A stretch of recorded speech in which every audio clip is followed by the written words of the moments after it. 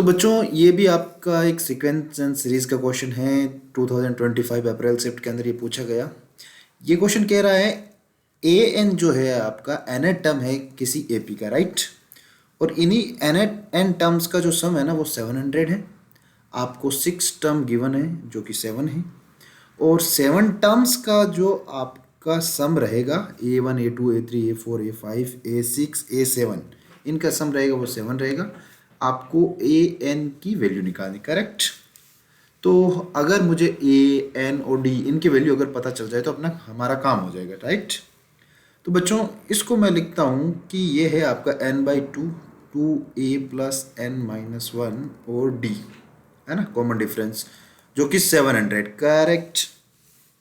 अब इसका मैं क्या कर सकता हूँ, ज़्यादा से ज़्यादा जो 2 डिवाइड के अंदर है उसको मल्टीप्लाई में भेज सकते हैं, इससे आगे तो कुछ कर ही नहीं सकते। चलिए कोई बात नहीं, तो ये बन गया आपका 1400। इक्वेशन नंबर 1 इसको नाम दिया और इसको हमने यहीं छोड़ दिया एक बार के लिए, करेक्ट। फिर जो सेकंड कंडीशन है आपकी A6 वाली, I can write a plus 5d, मैं लिख सकता हूँ ऐसा, ठीक है। और ये इक्वेशन नंबर सेकंड नाम दे दिया। फिर ये जो है आपका इसको क्या लिख सकते हैं हम बच्चों, S7 वाली इक्वेशन को मैं लिख सकता हूँ 7/2 2a प्लस 7-1 लिखोगे 6 हो जाएगा, और d और इक्वल टू 7। ये वाली कहानी हमने यहाँ नोट कर दी है ना। और ये आया कहाँ से आपको ये भी पता होना चाहिए, खैर पता ही है लेकिन फिर भी हम आपको याद दिला देते हैं। 2a प्लस n-1 और d, ये फॉर्मूला होता है, बस सिंपल सा ये फॉर्मूला लगाया।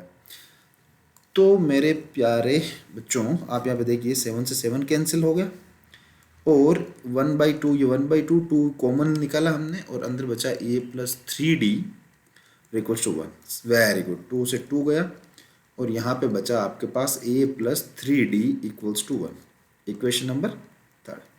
अब एक छोटा सा काम कर लेते हैं प्यारा सा, वो क्या है, इक्वेशन 2 में से इक्वेशन जो है आपकी कौन सी, थर्ड, इसको सब्ट्रैक्ट कर लेते हैं ना, एलिमिनेशन मेथड पता ही है आपको।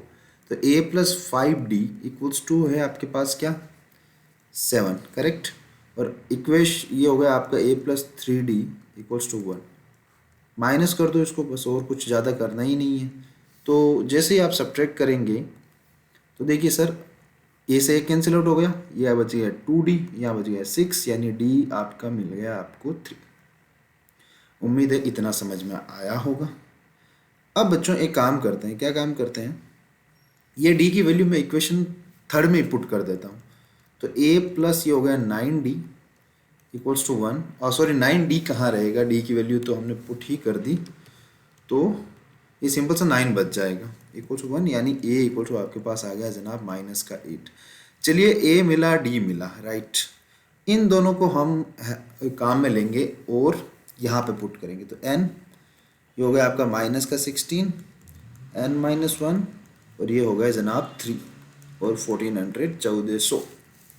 अब बच्चों इसको जैसे आप सोल्व करोगे तो मुझे ऐसा लगता है ये 3n-19 बनेगा, राइट, यही बनना चाहिए 1400। अब इसको आप थोड़ा सिंप्लीफाई करेंगे तो 3n² माइनस 19n, और इस 1400 को इधर ले आया तो ये क्वाड्रेटिक बन गई, करेक्ट। ये आपकी एक क्वाड्रेटिक इक्वेशन बन गई। अब आप चाहें तो इसको क्वाड्रेटिक फॉर्मूला से कर लीजिए, और मुझे लगता है कि इसके मैं फैक्टर कर सकता हूँ, और जो फैक्टर होंगे ना वो 75n और प्लस का 56n रहेगा, राइट, आई थिंक, है ना। बच्चों ये कैलकुलेशन ही है ना, टाइम टेकिंग होती है, और ये कैलकुलेशन बिगड़ते ही हमारा क्वेश्चन भी बिगड़ जाता है। तो यहाँ से 3n कॉमन ले लेते हैं सर, तो ये बन गया आपके पास n-25, और यहाँ से 56 जैसे कॉमन लेंगे आप तो n-25 ही बचेगा, राइट। तो आपके पास बच गया एक तो n-25, और एक हो गया 3n प्लस 56। आपको अच्छे से पता है कि इस ब्रैकेट को अगर आप सोल्व करोगे तो कोई इफेक्टिवली रिजल्ट तो मिलना है नहीं, तो हमने डायरेक्टली दिमाग लगाया और हमें मिला n इक्वल टू 25। अब कई बार ऑप्शन में 25 होता है, लेकिन n ये अपना आंसर नहीं है, हमको निकालना an, राइट। an निकालना तो ये होगा a प्लस n-1d, है ना, 10th क्लास का फॉर्मूला छोटा सा। a की वैल्यू -8 प्लस n की वैल्यू है आपके पास 25 -1, d की वैल्यू 3। इसको सोल्व करेंगे बच्चों 64 समथिंग कुछ आएगा, आप करके देखिएगा। ऑप्शन नंबर 3 करेक्ट आंसर है। उम्मीद है आपको समझ में आया होगा। Thank you so much.